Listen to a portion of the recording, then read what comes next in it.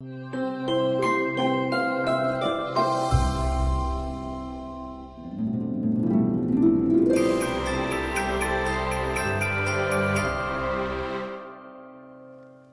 안녕하세요. 참 오래간만에 다시 여러분을 만나게 되는 것 같아요.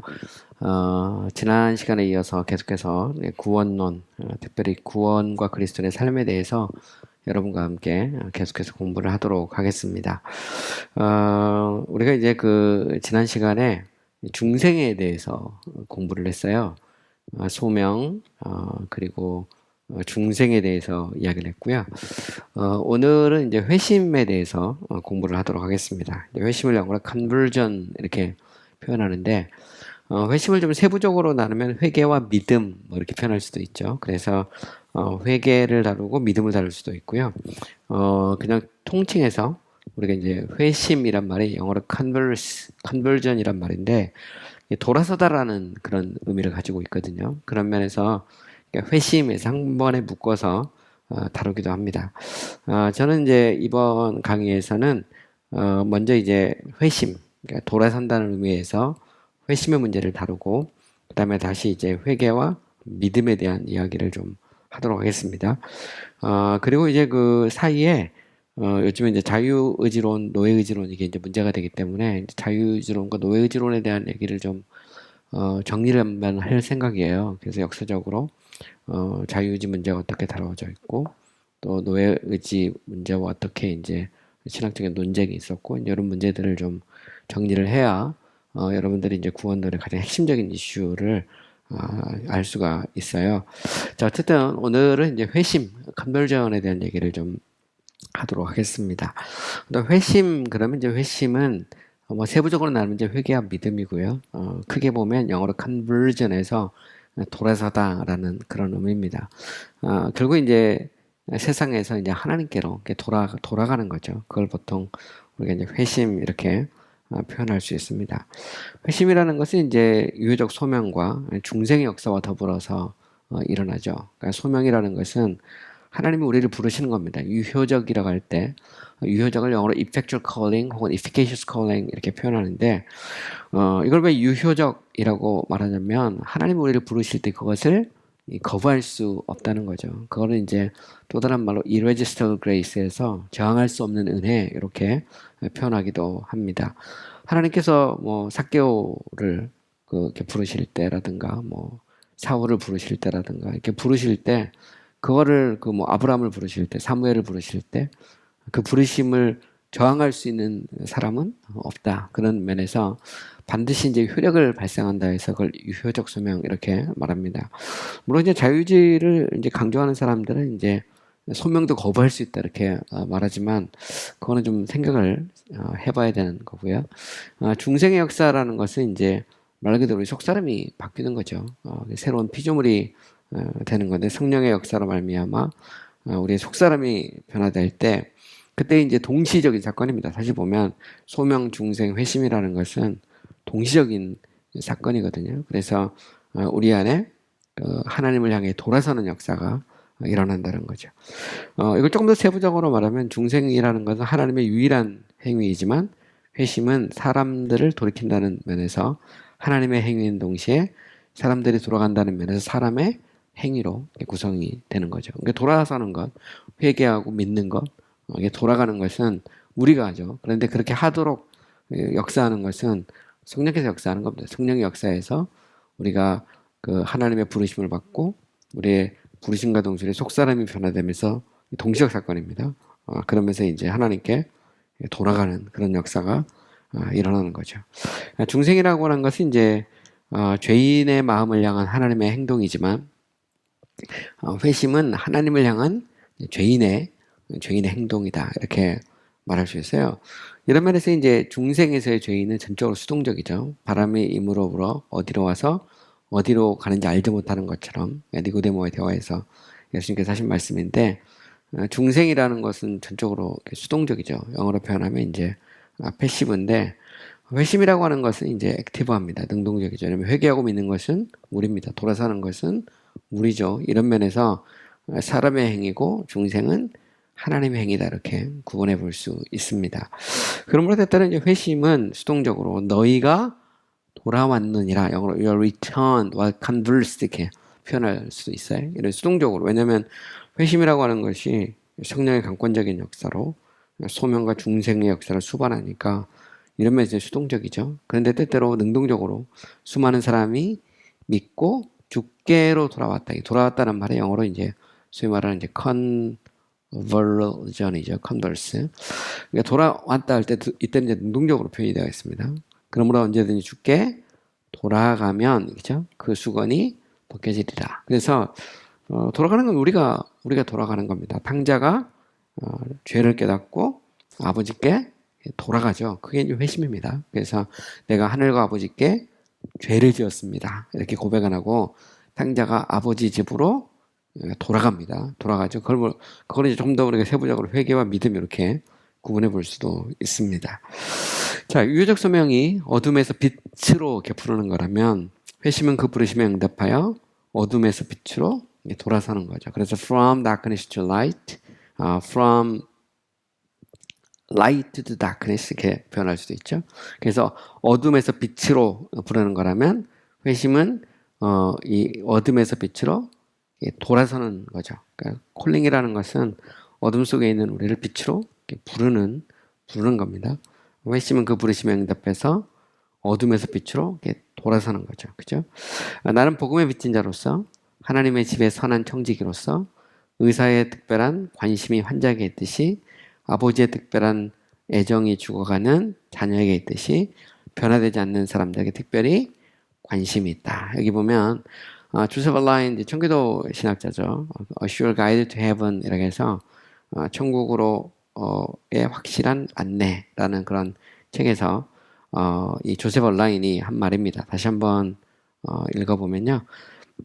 나는 복음의 빚진 자로서 하나님의 집에 선한 청지기로서 의사의 특별한 관심이 환자에 있듯이 아버지의 특별한 애정이 자녀에게 있듯이 변화되지 않는 사람들에게 특별히 관심이 있다. 그래서 이 천국으로 가는 확실한 안내라는 그 책에서 조셉 얼라인은 자신의 관심이 변화, 그죠? 회심 여기에 있다는 것을 이제 명확하게 밝히고 있는 것입니다.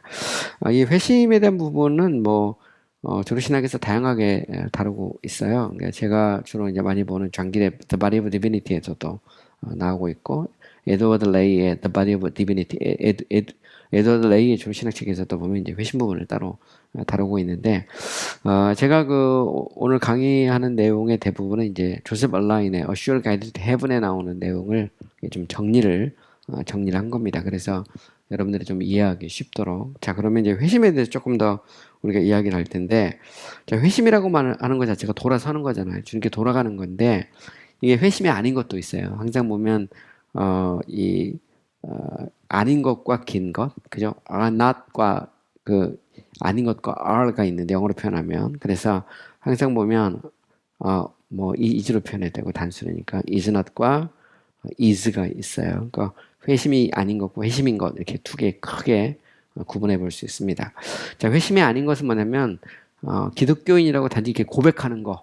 나는 예수 믿는 사람이라는 단지 고백이 회심은 아니라는 겁니다. 침례 혹은 세례를 받고 그리스도인이라는 이렇게 배지를 딱 이렇게 다는 것. 그것도 회심은 아니라는 겁니다. 도덕적인 의로움을 행하는 것도 아니라는 거죠. 경건한 모양을 가지는 것도 아니라는 겁니다. 교육과 훈련을 통해 우리의 부패를 가리는 것도 아니라는 거죠. 죄에 대해 양심의 가책을 느껴서 피상적으로 혹은 부분적으로 그 죄를 해결하는 것도 아니라는 겁니다. 그러니까 회심이라고 하는 것은 단지 겉모습의 변화가 아니라는 거죠.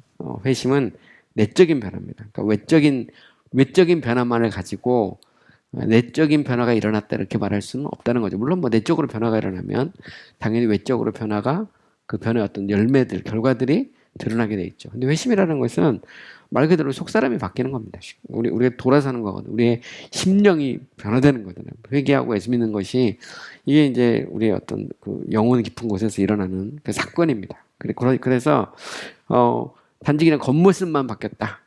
그래서 우리가 교회 가고 침례하고 세례 받고 또 내가 도덕적으로 좀 선을 행하고 이런 것만 가지고 과연 이 사람이 회심했다 이렇게 말할 수는 없다는 거죠. 회심이라는 것은 좀 더 근본적인 그러면서도 내적인 그런 변화다라고 하는 것을 우리는 알아야 됩니다.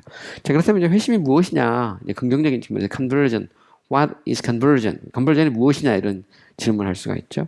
자, 회심의 저자는 하나님의 영, the Holy Spirit이죠. 그러니까 성령께서 역사할 때 우리가 회개하고 예수 믿는 역사가 일어나는 거죠. 그러니까 성령이 우리 가운데 역사하지 않으면 참다운 회개와 믿음의 역사가 일어나지 않을 수 없죠. 그러니까 오순절에 성령이 임하고 이 베드로가 설교를 할 때 당시 이제 3,000명이나 되는 사람이 오라 우리가 어찌할꼬 탄식하며 이게 회개하고 돌이키잖아요. 그죠? 그때 이제 주 예수를 믿으라 이렇게 말하는데 이게 성령의 역사입니다. 오순절날 성령에 충만한 상태에서 이 베드로가 설교할 때 막 3,000명, 5,000명 회개하는 역사가 일어났다는 거죠. 그래서 결국 회심의 저자는 하나님의 영이다 이렇게 말할 수 있어요. 자, 회심을 일으키는 원인에는 internal cause하고 external cause, 내적인 원인과 외적인 원인이 있다 이렇게 이제 말할 수가 있는 거죠. 자, 내적인 원인은 보면 오직 거저 주시는 하나님의 은혜, 영어로 표현하면 free grace, 그죠? 값없는 은혜. 우리는 전적인 하나님의 은혜로 우리의 죄를 깨닫고 예수 그리스도를 믿고 우리가 구원받고 하나님의 자녀가 되잖아요. 이런 면에서 보면 이 회심의 내적인 원인은 free grace입니다. 공짜, 그죠? 값없는 은혜. 그래서 우리가 이 값없는 은혜를 우리가 늘 생각해야 됩니다. 자, 외적인 원인은 external cause는 예수 그리스도의 순환과 중보. 이게 순환과 중보라는 것은 예수 그리스도의 대제사장으로서의 사역이죠. The High Priest of Christ에서 이미 이제 예수 그리스도의 구속과 관련해서는 우리가 공부를 했습니다. 물론 이제 기독론에 들어가면 따로 이제 예수 그리스도 신인성 문제와 예수 그리스도의 이제 십자가의 의미를 따로 구분해서 우리가 이제 공부를 좀 깊게 할 수 있지만 어쨌든 구원론에서도 다를 수밖에 없기 때문에 제가 그리스도의 순환과 중보에 대한 문제를 이미 지난번에 이렇게 다뤘어요. 어쨌든 보면 이 부분에서 관심 있는 분들은 강의를 이렇게 돌려보면 여러분들이 이제 이렇게 도움을 받을 수 있습니다. 어쨌든 보면 자, internal cause하고 external cause로 이렇게 나눈다면 internal cause는 the free grace라면 external cause는 예수 그리스도의 순환과 중보다 이렇게 말할 수 있어요. 자, 회심을 일으키는 수단에는 인격적인 것과 실질적인 것이 있다는 겁니다. 이게 보면 이제 수단입니다. cause는 성령의 역사, 하나님의 값없는 은혜로 말미암는 예수 그리스도의 구속 그 자체가 그 원인이죠. 코스. 우리의 회심이라는 것은 그리스도 보혈의 공로가 없으면 일어날 수 없습니다. 반면에 이제 수단도 있죠. 수단. 그래서 이건 means, instrument 수단이 있는데 원인이 이제 이 하나님의 값없는 은혜에 기초한 예수 그리스도의 구속이라면 회심을 일으키는 수단은 personal means, personal instrument하고 실질적인 substantial 혹은 아니면 이 어떤 이 실질적인 그런 이 수단이 있어요. 실질적인 거. 그래서 인격적인 수단은 말씀을 전하는 사역이죠. 그래서 회심이 언제 일어나요? 그러니까 베드로가 설교할 때, 그죠? 말씀을 이렇게 선포할 때 그 말씀을 통해서 역사합니다. 이걸 이제 personal means 혹은 personal instrument 이렇게 표현할 수도 있고 또 경우에 따라서는 뭐 이거를 instrumental cause 이렇게 표현하기도 합니다. 그래서 원인을 좀 세분화해서 스콜라 신학에서는 도구적 원인 이렇게 표현하기도 해요. 그래서 원인과 수단을 구분하지 않을 때는 이 도구적 원인으로 그렇게 표현하기도 합니다. 그래서 본질적 원인을 예수 그리스도의 순환과 중보라면 도구적 원인을 하나님의 말씀을 이렇게 전하는 것으로 이렇게 표현하기도 해요. 어쨌든 보면 이 수단에는 인격적 수단하고 실질적인 그런 수단이 있죠. 그래서 도구라는 말 여기도 나오는데 그래서 인격적인 수단은 하나님의 말씀을 전하는 사역이고 실질적인 도구는 하나님의 말씀이죠. 그래서 사람의 영혼을 바꾸는 것은 하나님의 말씀입니다. 그래서 하나님의 말씀은 살았고 운동력이 있어서 좌우의 날선 검보다 예리하고 사람의 심령과 관절과 골수를 찔러 쪼개기까지 한다. 그러니까 사람의 속사람을 변화시키는 것은 하나님의 말씀이죠. 그러니까 말씀이 역사할 때 사람이 변화되는 그런 역사가 일어나는 겁니다. 자, 회심의 이제 최종적인 목표 혹은 하나님의 결과는 인간의 구원과 하나님의 영광이죠. 그래서 구원을 통해서 하나님이 궁극적으로 영광을 받는 겁니다. 하나님이 사람을 창조하신 목적도 궁극적으로 하나님의 영광이고요. 하나님이 예수 그리스도를 통해서 우리를 구원하시는 것도 궁극적으로 하나님의 영광이고, 성령 역사를 통해 예수 그리스도의 구속을 기초로 우리의 속사람을 변화시키는 것도 역시 이제 하나님의 영광이죠. 직접적으로는 이제 당연히 우리의 구원이 바로 이제 회심의 최종적인 목적이다, 이렇게 말할 수 있습니다. 자, 회심의 대상은 당연히 회심하지 않은 죄인인 택자들이다. 택자들이라는 것은 구원받을 자가 정해져 있다는 거죠. 창세전에 하나님께서 애정하신 그런 이 사람들이 있습니다. 뭐 그걸 우리가 뭐 좋아하든 싫어하든 관계가 없어요. 분명한 것은 뭐냐면 하나님께서 창세전에 그리스도 안에서 택한 자들이 있다라고 성경은 명확하게 가르쳐주고 있죠. 특별히 이제 에베소서 같은 경우 보면 창세전에 그리스도 안에서 우리를 예정했다라고 하는 말이 뭐 나옵니다. 명확하게 계속해서 나오고 있고요. 이 선택에 대해서도 이제 우리가 이미 공부를 했습니다. 그래서 구원이라고 하는 것은 하나님의 unconditional election, 무조건적인 선택과 그다음에 irresistible grace, 불가항력적 은혜를 기초로 해서 우리가 회개하고 예수 믿고 하나님의 자녀가 되는 거죠. 어쨌든 분명한 것은 뭐냐? 회심의 대상은 회심하지 않은 택자들이다라는 것을 우리는 알 수가 있습니다. 자, 그러면 회심이라는 건 뭐냐? 회심이라는 것은 옛 건물을 수리하는 것이 아니라 그것을 완전히 부수고 새로운 건물을 세우는 것이다. 말 그대로 new creature, 새로운 피조물이 되는 것이죠. 그것에 보면 인간 전체에 해당된다는 겁니다. 그래서 먼저 이제 the mind, 뭐 마음으로도 이렇게 번역이 되는데 영혼이죠, 영혼. 우리 이 영혼이라고 할 때, 그러니까 회심이라는 것은 우리 영혼을 바꿉니다. 영혼의 이제 보통 기능 그러면 어떤 지의 정덕 이렇게 해서 사람의 이제 생각, 의지, 감정, 어떤 삶의 어떤 구체적인 행위 이렇게 구분해 볼 수 있는데, 어쨌든 이제 영혼 그러면 영혼의 변화가 일어나는 거죠. 그러니까 성령의 역사로 말미암아 하나님의 말씀이 우리 가운데 역사할 때 우리의 영혼이 변화되는 겁니다. 근데 영혼이 변화된다고 할 때는 결국은 이제 사람의 생각이 바뀌죠. 그래서 나중에 제가 이야기하겠지만 회개라고 할 때 회개라고 하는 것 자체가 이게 이제 그 제정신이 든다라는 그런 의미가 있어요. 회개 자체가. 그래서 내가 죄인이라는 사실을 깨닫게 되는 거죠. 내가 하나님께 범죄했다는 것을 깨닫게 되는 겁니다. 그러니까 전에는 그런 의식이 없어요. 근데 성령께서 우리 가운데 역사하고 우리의 속사람을 바꿔놓을 때 우리의 생각이 바뀌죠. 그래서 내 중심적 사고에서 하나님 중심의 사고로 터닝하게 됩니다. 바뀌게 되는 거죠. 그래서 회심이라는 것은 돌아서는 겁니다. 근데 생각이 먼저 바뀌는 거예요. 이게 사람이 생각이 바뀌어야 이게 이제 다른 것도 바뀌잖아요. 그래서 보면 빌립보서에서도 보면 이 항상 기뻐하라, 쉬지 말고 기도하라. 그 빌립보서 4장에서도 보면 아무것도 염려하지 말고 오직 모든 일에 기도와 간구로 너의 구할 것을 하나님께 아뢰라 하면 이 하나님의 너희가 이제 간구할 때 하나님께서 우리의 이제 생각을 바꾸신다 이 말이죠. 그래서 우리의 생각을 지키시는 하나님의 역사가 우리 가운데 있을 것이라고 이제 바울은 말하고 있는데, 그래서 이제 회심이라는 것은 생각을 바꾸는 거죠. 생각을. 그 다음에 회심이라는 것은 우리의 완고한 의지를 바꿉니다. 그러니까 사람이 이 회심하기 전에는 쉽게 말해서 인간의 상태가 이제 노예 상태에 있는 거죠. 노예 상태. 죄 가운데. 그래서 하나님의 형상으로 보면 우리의 형상이 왜곡되고 이 부패되어 있는 상태거든요.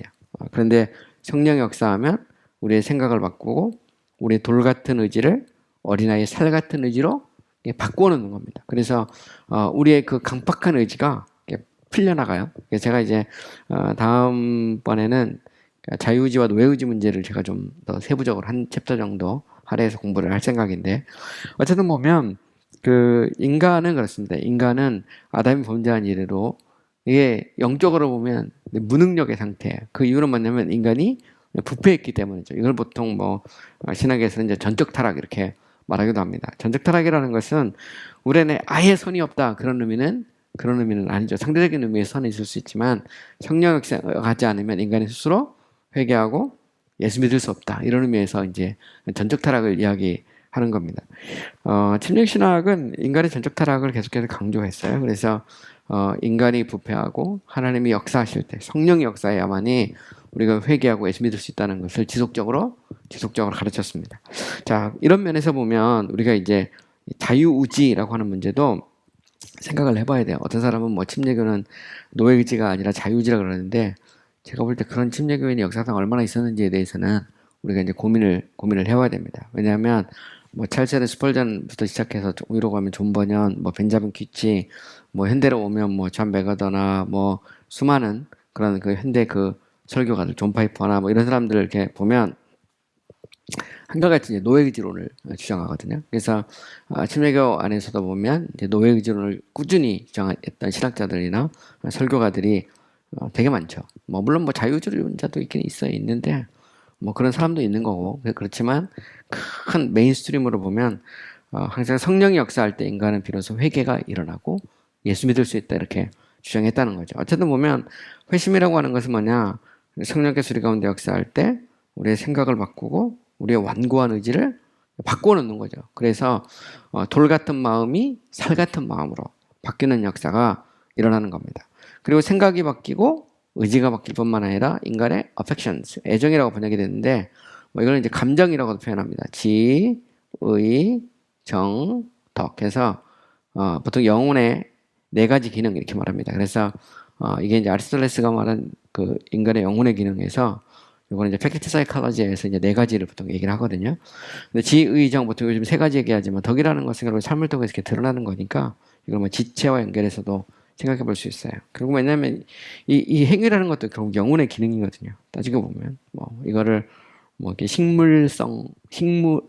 식물과 연결해서 어떤 뭐 이렇게 설명하는 경우도 있는데 어쨌든 보면 지의정덕 할 때 이 4가지를 보통 이제 가지고 설명을 합니다. 어쨌든 분명한 건 뭐냐면 성령 역사할 때 생각이 바뀌고 의지가 바뀌고 감정이 그죠 특별히 왜곡되거나 비틀어진 감정이 바뀌죠. 그러면 이제는 우리의 삶이 바뀌잖아요. 삶이 지의정덕 이렇게 말할 수 있어요. 그래서 인간의 마음이 바뀌면 당연히 마음의 집인 그 육체도 그죠? 우리의 지체, the members 지체도 바뀌는 겁니다. 그래서 전에는 이제 우리의 몸이 죄의 도구였지만 이제는 뭐가 되죠?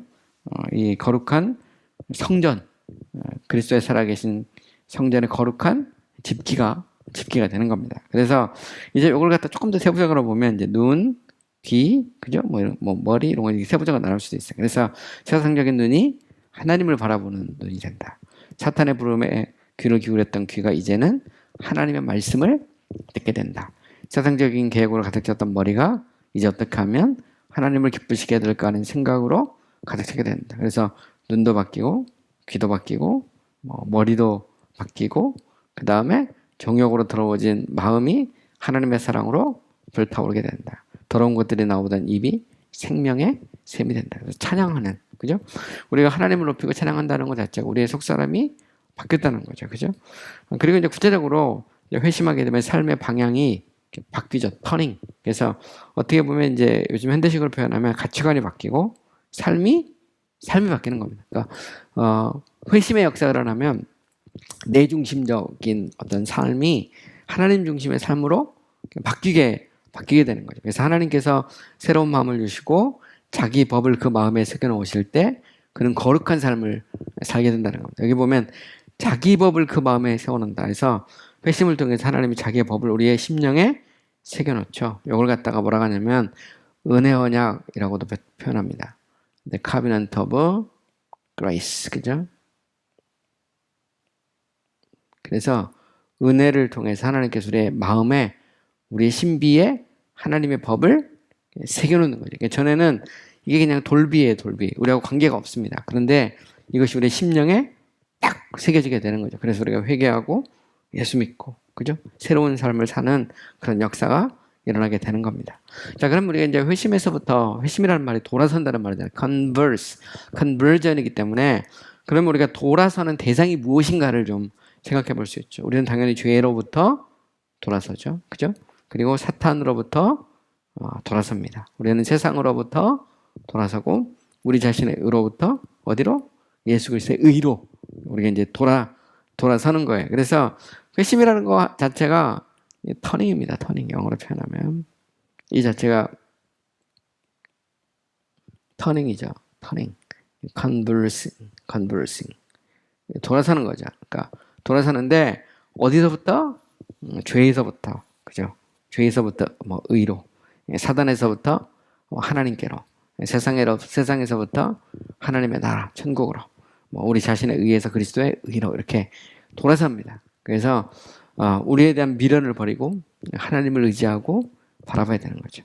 자, 우리가 돌아가야 될 대상을 좀 더 구체적으로 표현하면 이제 삼위일체 하나님 이렇게 표현할 수 있습니다. 뭐 그냥 하나님 이렇게 말해도 되죠. 좀 더 세부적으로 말하면 우리는 중보자이신 그리스도께로 돌아가게 되죠. 전에 싫어했던 그리스도께서 요구하시는 명령을 기쁨으로 순종하게 됩니다. 그래서 전에는 뭐 하나님의 법과 관계없이 우리의 생각대로, 우리의 뜻대로, 마음대로 살았습니다. 그런데 이제 하나님을 믿게 되면 우리가 바뀌게 되죠. 그리고 하나님의 명령을 가장 의롭고 합리적인 것으로 판단하게 되고요. 마음으로 그리스도의 모든 뜻을 알기를 열망하고 자유롭게 그리스도의 뜻을 따르기로 선택하고 주님과 언제나 동행하는 삶을 살게 된다는 겁니다. 그래서 회심이라고 하는 것 자체가 급격한 변화죠. 영어로 표현하면 radical transformation, 그죠? 아주 급진적인 변화입니다. 이거는 당연히 성령과 하나님의 말씀이죠. 이건 당연히 그리스도의 구속을 기초로 해서 우리 가운데 일어나는 겁니다. 그래서 성령이 역사할 때 생각이 바뀌고 그리고 우리의 이 지체가 바뀌고 삶이 바뀌고 그리고 내 중심으로 살았던 사람이 이제는 하나님 중심으로 그리스도 중심으로 바뀌게 되는 거죠. 내 뜻대로 살았던 사람이 하나님의 뜻대로 그리스도께서 원하시는 이 정말 하나님을 기쁘시게 하는 그런 삶으로 바뀌게 되는 것. 그걸 보통 우리는 이제 회심 이렇게 말할 수가 있어요.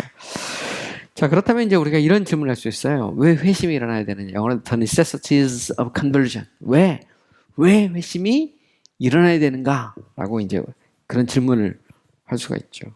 첫 번째는 회심이 없이는 우리 존재가 헛것이기 때문입니다. 하나님이 왜 우리를 만드셨을까? 그죠? 우리의 창조의 목적이 있습니다. 하나님께서 왜 우리를 만드셨을까요? 하나님 우리를 통해서 영광을 받으시려고. 하나님의 영광, the glory of God. 그래서 하나님을 영화롭게 하기 위해서 하나님 우리를 지으신 겁니다. 그런데 이 아담이 범죄한 일은 인간이 하나님께 돌려야 될 영광을 하나님께 돌리지 않죠. 금수와 버러지 형상의 우상에게 돌리고 그리고 하나님께 돌려야 될 영광을 피조물인 우리가 대신 찬탈하죠. 그런데 이게 회심이라는 것은 여기서 돌이키는 겁니다. 하나님께 영광을 돌리지 않고 내 멋대로 살았던 삶에서 돌이키는 거죠. 그걸 이제 보통 회심이 이렇게 말하는데, 그러니까 회심하지 않으면 하나님이 우리를 지으신 창조의 목적, 그 목적을 달성할 수가 없는 겁니다. 그래서 우리 존재가 헛것이 된다 이렇게 표현할 수 있는 거죠. 그래서 자연 상태에서 인간의 모든 영적 기능은 부패해서 죽은 행실로부터 깨끗하게 되지 못하면 살아계신 하나님을 섬길 수 없다. 거룩하게 되지 못한 사람은 하나님의 일을 할 수 없다. 그는 하나님의 일을 할 수 있는 기술도 힘도 생각도 수단도 없기 때문이다. 이건 되게 이제 중요한 얘기입니다. 하나님이 사람을 하나님의 영광을 위해서 창조했어요. 그런데 문제는 뭐냐면 인간이 범죄했죠. 범죄로 말미암아 인간이 하나님을 기쁘시게 하고 영화롭게 할 수 있는 기술, 힘, 생각, 수단을 상실하게 됐다는 겁니다.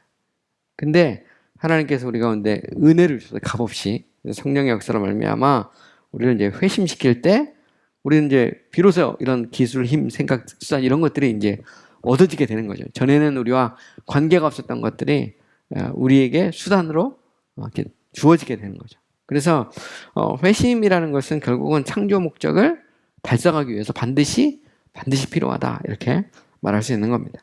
두 번째, 회심이 없으면 사람뿐만 아니라 이 땅에 있는 모든 피조물도 헛것이 되기 때문이다. 이것도 역시 이제 마찬가지입니다. 하나님이 그러니까 사람뿐만 아니라 세상을 만드신 목적, 그죠? 사람도 하나님의 영광을 위해 만들었고 세상도 하나님의 영광을 위해 만든 겁니다. 근데 문제는 뭐냐면 이 세상도 아담이 범죄한 이래로 죄 아래에 있거든요. 그리고 모든 피조물이 구속의 날을 기다린다 이렇게 이 말하고 있어요. 그래서 피조물조차도 탄식하고 있죠. 왜냐하면 이 피조물도 하나님께 영광을 돌려야 되는데 이게 이제 이 피조물조차도 인간이 이제 왜곡시키고 그리고 자신의 영광을 위해서 그거를 막 쓰죠. 그러면서 결국 이제 이 피조물의 본래 목적 그것도 이게 이제 자꾸 헛것이 되는 겁니다. 이런 면에서 보면 회심이라고 하는 것은 회복의 의미가 있거든요.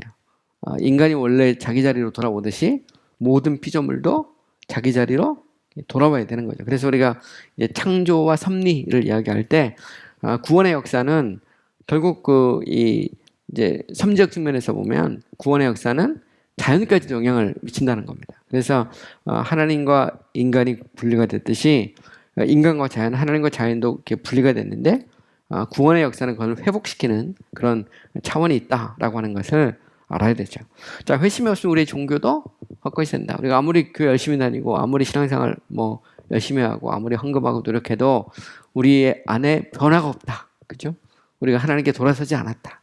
우리의 심령에 그런 어떤 어떤 회심의 역사가 없다. 그러면 우리 종교도 당연히 헛것이죠. 회심이 없으면 우리의 소망도 헛것입니다. 왜냐하면 회심은 결국 우리를 구원시키는 거잖아요. 그러니까 우리의 구원과 하나님께 영광을 돌리는 것이 회심의 목적인데 만약에 우리가 회심하지 않았다. 아무리 뭐 열심히 신앙생활하고 별 이제 다 했다 하더라도 우리의 영원한 소망 그것이 무너질 수밖에 없는 것이죠.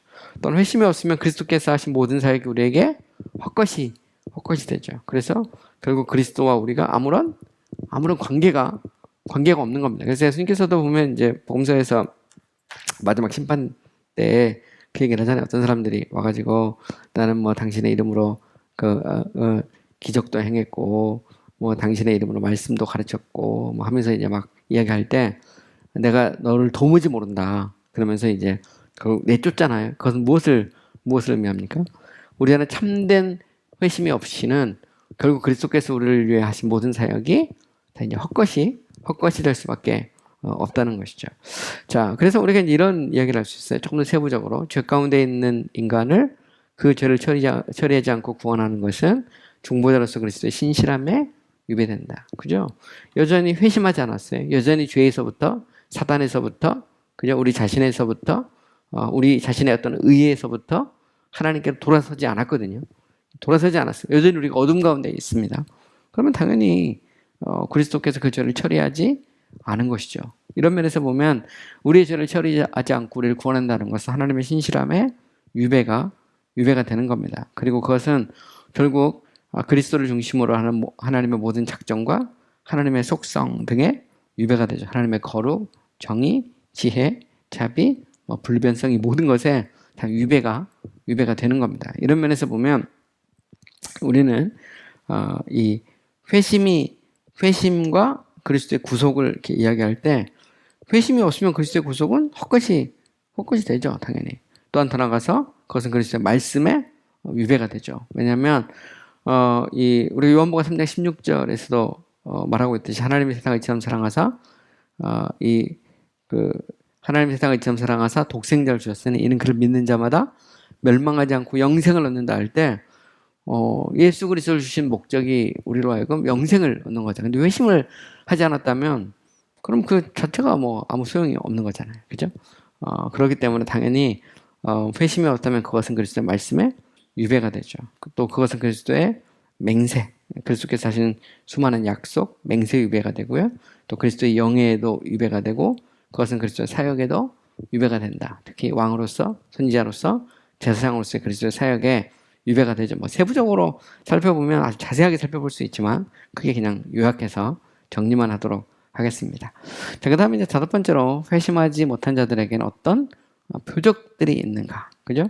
나는 이제 회심했다고 막 주장하고 생각하고 있는데 삶을 보니까 바뀐 게 없어요. 그죠? 그럴 때 과연 그 사람이 회심했다고 말할 수 있는가? 여기에 대해서 우리는 여러 가지 이야기를 할 수 있습니다. 좀 네거티브한 측면에서 보면 불결, 탐욕, 술취함, 거짓말, 거짓맹세, 중상모략, 도둑질, 억압, 예배하는 것을 멸시하는 것, 당짓는 것, 신앙을 비판하는 것.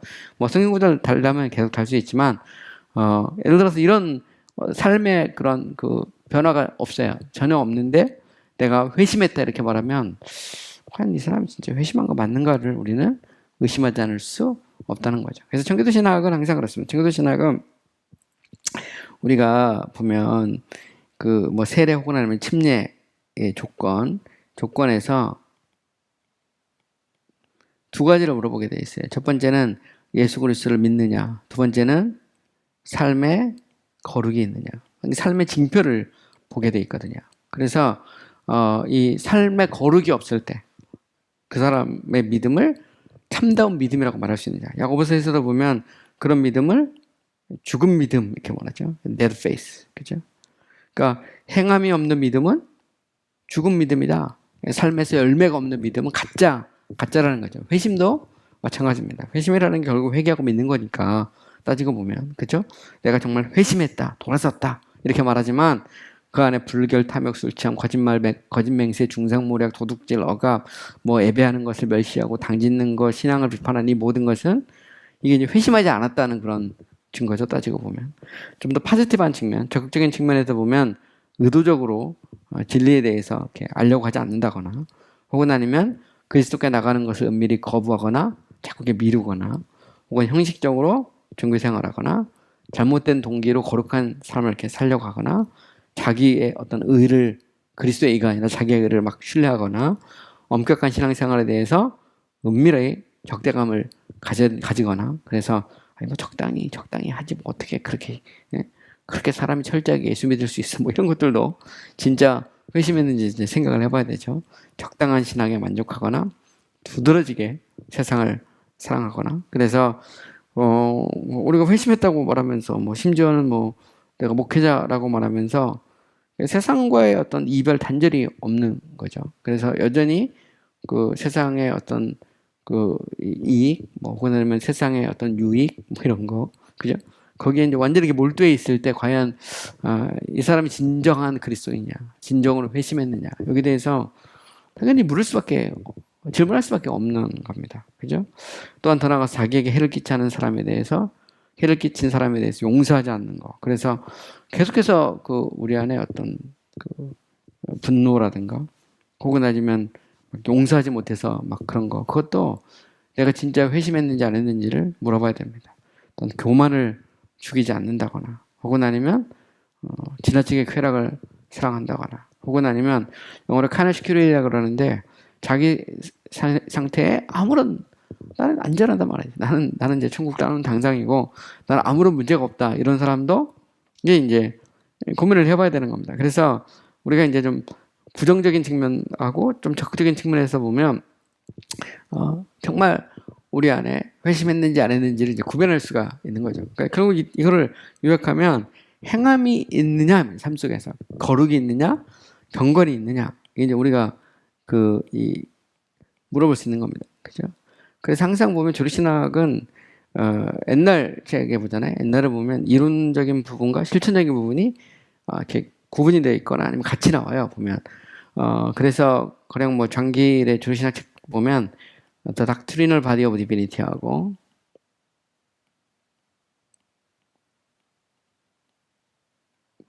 The Practical Body of Divinity가 구분되어 있어요. The Practical Body of Divinity.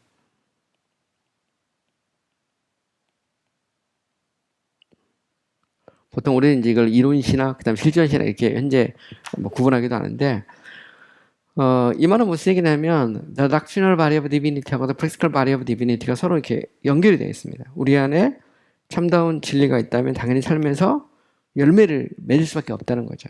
내 안에 참을 conversion, 그죠? 회개가 일어났다면 삶에서 열매가 드러나게 되어 있어요. 그래서 정계의 Doctrinal Body of Divinity 같은 경우 보면 The Doctrinal Body of Divinity에서 conversion 문제를 다뤄요. 그리고 Practical Body of Divinity에서 Repentance and Faith가 여기 나옵니다. 보면 회개와 믿음이 이거는 아만드스 폴라누스 같은 경우도 여기 나오는데 어떤 사람은 뭐 이걸 잘못 오해해가지고 길은 이론을 강제하다 실천을 무시했다 그러는 건 말도 안 되는 얘기고 정말로 회심했다면 삶에서 회개와 믿음이 우리 안에 증거로서 드러난다라는 측면에서 그렇게 구분하고 있어요. 보면 조르신학에서. 어쨌든 그 과거의 조르신학은 The Doctrinal Body of Divinity나 The Practical Body of Divinity 이렇게 보통 구분해서 교리적 부분과 실천적 부분을 구분해서 이렇게 이야기합니다. 여기에 대해서는 제가 이미 그 신학 서론을 얘기할 때 신학은 이론인가 실천인가라고 하는 부분을 다룰 때 좀 더 상당히 자세하게 이야기를 했어요. 가령 예를 들어서 토마스 아퀴나스 같은 경우는 신학은 이제 이론이다 이렇게 주장했고, 반면에 이제 둔저스커스 같은 경우는 이제 신학은 실천이다 이렇게 주장했거든요. 근데 그 말은 무슨 얘기냐면 아퀴나스 입장에서는 이론이 없는 실천은 그거는 무의미하다는 겁니다. 또 반면에 이 스코투스의 입장에서 보면 실천이 없는 이 교리, 실천이 없는 진리라고 하는 것도 역시 무의미하다 이렇게 본 거예요. 서로 이제 무게중심점이 좀 다른 겁니다. 아퀴나스는 이제 신학을 수립하는 과정에서 교리가 중요하다고 주장했던 거고, 그 다음에 스코투스 같은 경우는 이제 신학이 수립된 상태에서 삶이 없는 신학이라는 것 자체가 그게 무슨 의미냐 이렇게 주장한 거예요. 심지어 이제 그 장길도 그런 얘기를 하거든요. 삶이 없는 교리라는 것은 영어로 of no avail 이란 말을 씁니다. of no avail이라는 말은 소용없다는 말이에요. of no avail.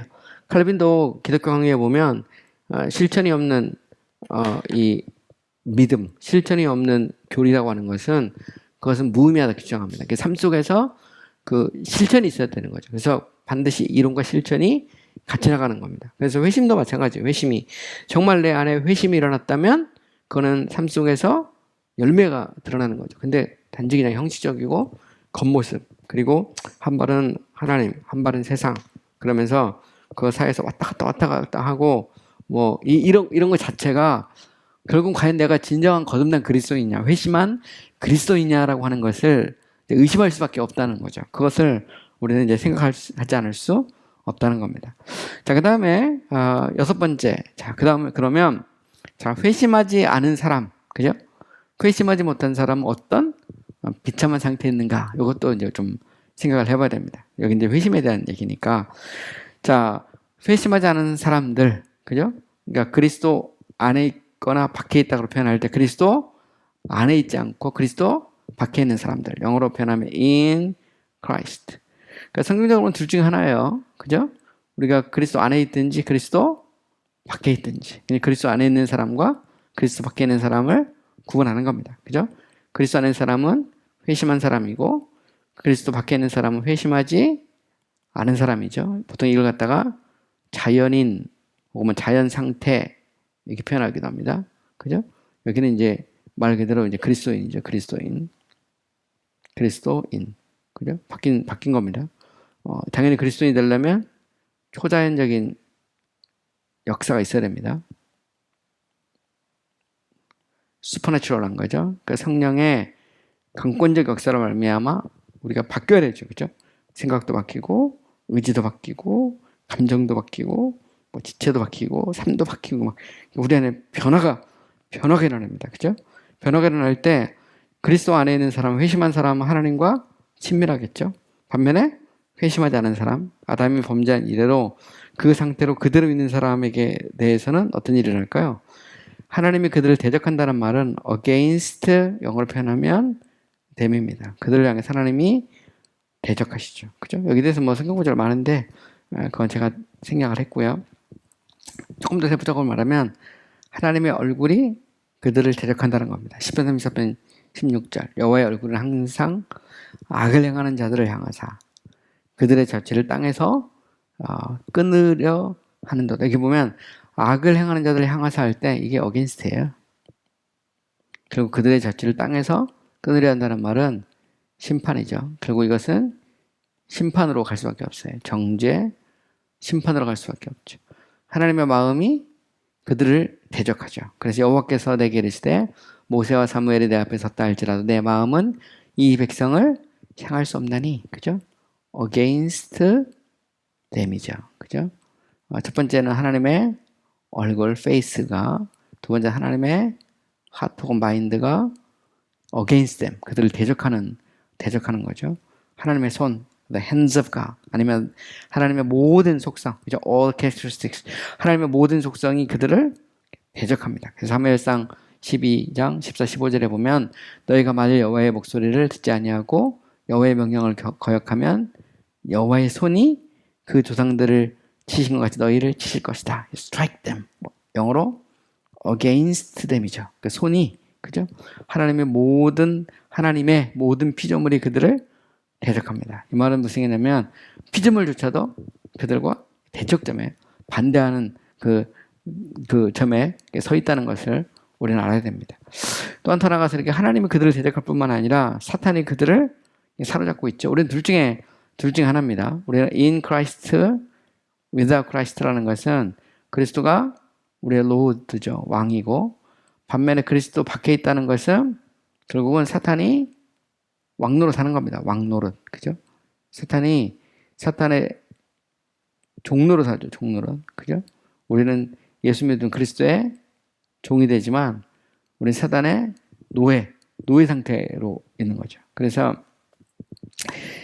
베드로전서 5장 8절을 보면 근신하라 깨어라 너희 대적 마귀가 우는 사자같이 두루 다니며 삼킬 자를 찾는다. 마귀는 지금도 우는 사자처럼, 그죠? roaring lion이죠. 그러니까 이 우는 사자처럼 삼킬 자를 찾고 있다는 겁니다. 디모데후서 2장 26절 그들로 깨어 마귀의 올무에서 벗어나 하나님께 사로잡힌 바 되어 그 뜻을 따르게 하려 합니다. 보면 마귀의 올무, 그러니까 우리는 마귀의 그리스도 밖에 있으면 올무에 걸려 있는 거죠. 걸려서 결국 신음할 수밖에 없고 결국은 죽을 수밖에 없는 겁니다. 자, 죄책의 측면에서 보면 그들의 모든 죄책이 태산과 같다 이 말입니다. 태산. 그죠? 왜냐하면 죄가 처리되지 않고 그들이 있으니까 당연히 그 죄책이 태산과 같다 이렇게 표현할 수 있어요. 그래서 마태복음 21장 44절 이 돌 위에 떨어지는 자는 깨지겠고 이 돌이 사람 위에 떨어지면 그를 가루로 만들어 흩으리라. 여기서 말하는 그 돌은 예수 그리스도죠. 그리스도. 그죠? 그래서 결국은 그리스도는 살리기도 하고 죽이기도 하죠. 그리스도를 통해서 구원받으면 속죄함을 받으면 영원한 생명이 있지만 그렇지 않으면 영원한 사망이 심판이 그를 기다리고 있다는 겁니다. 요한복음 8장 24절 그러므로 내가 너에게 말하기를 너희가 너희 죄 가운데 죽으리라 하였노라. 여기 보면 죄 가운데 죽으리라. 너희가 만일 내가 그인 줄 믿지 아니하면 너희 죄 가운데서 뭐 한다고요? 죽는다. 결국 우리는 믿지 않으면 그냥 회심하지 않으면 그죠? 믿는다는 말 회심이잖아요. 회심하지 않으면 뭐 있다고요? 죄 가운데서 죽는다. 사망이 기다려죠. 근데 문제는 이 사망이 영원한 사망이에요. 그죠? 이터널 데스요. 영원한 사망입니다. 근데 그리스도 안에 있으면 영원한 구원, 영원한 안전이죠. 이터널 시큐리티입니다. 이게 반대는 영원한 안전이죠. 이터널 시큐리티. 반면에 영원한 사망이 기다리고 있는 겁니다. 자, 그들의 격동하는 정욕이 그들을 노예처럼 우리 이제 인간의 어떤 속이 안 변했잖아요. 그래서 보면 이제 죄를 범하는 자마다 죄의 종이라고 되어 있는데 에베소서 2장에서도 보면 2장 1절에 보면 죄와 허물러 죽었던 너희를 살리셨도다 하고 세 가지 노예 상태를 얘기하죠. 첫 번째는 뭐냐면 이 세상의 풍조, 두 번째는 사탄의 괴계, 세 번째는 우리의 정욕. 이게 이제 우리가 노예 상태에 있는 거거든요. 그래서 이 우리의 정욕의 노예 상태에 있는 거예요. 여기서부터 벗어나지 못하는 겁니다. 회심이라는 것은 바뀌는 거, 변화되는 거예요. 우리 속사람이 변화되면서 우리의 그 의지도, 우리의 이성도, 우리의 감정도, 우리의 삶도 바뀌는 겁니다. 변화가 일어나는 거죠. 그 변화가 안 일어났으니까 여전히 우리는 노예 상태에 있는 겁니다. 그래서 세상의 풍조와 사탄의 괴계와 그리고 더 나가서 우리의 정욕의 노예 상태에 있을 수밖에 없는 거죠. 그럼 구원이라는 것만 여기서부터 해방되는 겁니다. 해방되는 거죠. 영원한 심판의 불에 달궈진 채로, 그죠? 그들을 기다리고 있다. 영원한 심판, 그죠?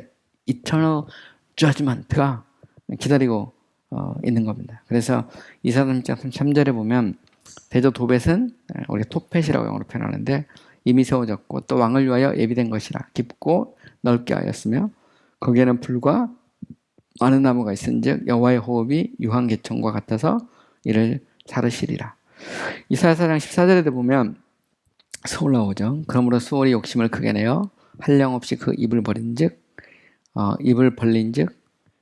그들의 호화로움과 그들의 많은 무리와 그들의 떠는 것과 그들 중에 즐거워하는 자가 거기에 빠질 것이다. 그래서 영원한 심판이 우리를 기다리고 있다는 겁니다. 여러분 성경에서 지옥에 대해서 가장 많이 말씀하신 분이 예수님이거든요. 구더기도 죽지 않는 곳, 바닥이 없는 것, 불로 소금 치듯 하는 곳, 그것이 바로 지옥이죠. 부자와 나사로에 비해서도 보면 지옥에 대해서 이야기했는데 바로 이제 이 hell, 수올, 토펫, 게헨나 이렇게 다양하게 표현되어 있는데 이 지옥이라는 것은 영원한 심판입니다.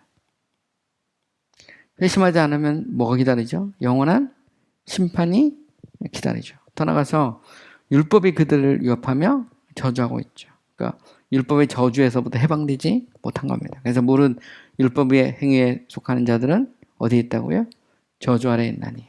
기록된 바 누구든지 율법책에 기록된 대로 모든 일을 항상 행하지 아니하는 자는 저주 아래 있는 자라 하였습니다. 그죠? 그래서 갈라디아서 3장 10절에 나오는 말씀입니다.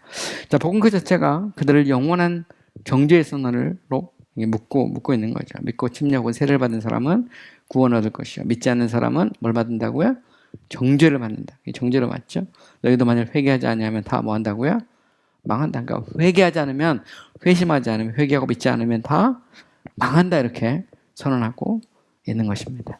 자, 이제 회개하지 않는, 그러니까 회심하지 않은 자들을 향한 권면의 말씀도 우리가 좀 생각해 볼 수 있어요. 이제 얼마 안 남았는데요. 자, 회심하지 않은 상태로 절대로 천국에 갈 수 없다는 것을 확실한 진리로 받아들이라. 그러니까 나는 회심하지 않고 돌이키지 않고 회개하고 예수 믿지 않고 나는 천국에 갈 수 있다. 이렇게 확신할 수 없다는 겁니다. 죄에 대해 바라보고 이를 생생히 느낄 수 있도록 노력하라는 거죠. 그러니까 내가 죄인인지 깨닫지 못하면, 그죠? 여기에 대해서 쉽게 말해서 각성, 영어로 말하는 conviction. 이 conviction이 일어나지 않으면 내가 과연 회개하고 예수 믿을 수 있느냐. 사실 이제 회심이라는 것은 conviction은 각성의 역사가 일어나는 거거든요. 성령의 역사를 통해서 우리가 정말 어찌할꼬 탄식하면서 거꾸라지는 역사가 일어나는 겁니다. 이게 컨빅션이거든요. 이런 이 각성의 역사가 일어나는 건데, 그래서 내가 회심하지 못했을 때, 그때는 내가 이 죄에 대해서 생생히 느낄 수 있도록 이렇게 노력을 해야 된다는 거죠. 자신이 현재 처해 있는 비참한 상태에 대해 마음으로 깊이 느낄 수 있도록 노력하라. 병든 자라게야 의원이 쓸모가 있는 겁니다. 마찬가지로 내가 죄인인지 모르는데 그리스도의 십자가가 무슨 의미가 있겠어요? 그런데 정말 내가 얼마나 비참한 상태에 있는지 깨달을 때, 그때 이제 비로소 하나님께 돌아올 수 있죠. 전번에 글 중에 보면 그런 글이 있어요. 쉽게 말하면 뭐냐면 영어로 표현하면 이걸 contrite sinners 그러는데,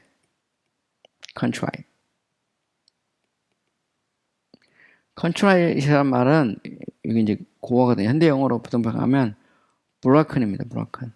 그러니까 성령으로 말미암아 심령이 부서진 죄인들. 그래서 이 각성된 이 부서진 죄인이 주께로 돌아오다라는 그런 이제 존 버전의 이 글이 있거든요. 존 버전 이런 글들이 많아요. 근데 한결같이 읽어보면 각성에 대해서 이 회심에 대해서 이야기하고 있어요. 근데 이 자체가 성령의 강권적인 역사로 우리의 심령이 부서져 버리는 겁니다. 그래서 내가 죄인이라는 사실, 내가 정말 하나님 앞에서 보잘것없는 얼마나 추한 죄인인지를 깨닫게 되는 거예요. 그걸 보통 이제 영어로 contrite sinners 혹은 아니면 broken sinners 혹은 아니면 broken heart에서 어떤 마음이 부서진 것에 대해서 이야기를 하거든요. 이제 그게 이 인간의 힘으로 되는 게 아닙니다. 성령께서 역사할 때 비로소 이루어지는 거죠. 네 번째로 도움을 받기 위해 나 자신을 바라보거나 나의 행한 행실을 바라보지 않겠다고 마음에 확장을 하는 겁니다. 왜냐하면 회심이라는 것은 from my own righteousness to Christ's righteousness. 그러니까 내 자신의 의에서부터 그리스도의 의로 돌아서는 겁니다. 그게 바로 이제 회심이거든요. 그러니까 더 이상 나를 바라보지 않죠. 그래서 발로복에서도 보면 의에 줄이고 목마른 자는 복에 있나니 저희가 배부를 것이다 그러잖아요. 의에 줄이고 목마르다는 말은 내가 하나님 앞에서 의가 하나도 없다는 사실을 깨닫게 된 거죠. 그리고 내가 어떻게 하면 하나님 앞에 의롭다 일컬음을 받을 수 있을까 탄식하게 되는 겁니다. 그러니까 쉽게 말해서 우리 안에 회심이 막 일어나는 거예요. 그때 의에 줄이고 목마르죠. 그때 이제 갈보리 언덕 십자가가 보이는 겁니다. 그래서 예수 그리스도의 그 값없이 거저 주시는 그 의를 나의 것으로 받아들이는 게 바로 이제 믿음이거든요. 그죠? 이런 면에서 보면 나를 포기하고 그리스도를 바라보는 겁니다. 그래서 원래 회심이라고 하는 것은 from my own righteousness. 나의 자신에 의해서 to Christ righteousness. 그리스도의 의로 돌아서는 거예요. 그러니까 나의 자신에 의해서 그리스도의 의로 돌아서는 것이 회심이거든요. 그죠? 그래서 다섯 번째는 나의 모든 죄를 포기하라. 내가 정말 물론 예수 믿고 나서 넘어질 수는 있지만 정말 내가 거룩하게 살기 원합니다. 내가 주님을 바라보기 원합니다. 이런 어떤 열망 이런 게 있어야 된다는 거죠. 여섯 번째, 나의 모든 것이며 축복의 원천은 오직 하나님으로 이 선택을 하라는 겁니다.